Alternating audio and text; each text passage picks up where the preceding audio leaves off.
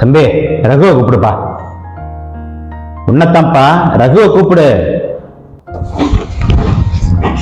நான் தான்டா ரகு. நீ ரகுவா? 3 மாசமா என்ன பார்க்கலன்னா என் ஃபேஸே மறந்துடுவியா நீ?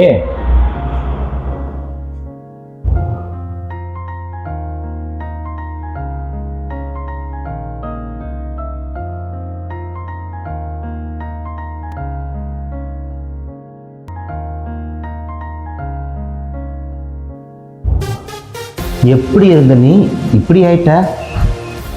என்னடா பண்ற? எனக்கு தெரியாம ஜிம்முக்கு தானே போற? இல்லைங்க. இல்ல. அப்ப ஏதோ டயட் தானே?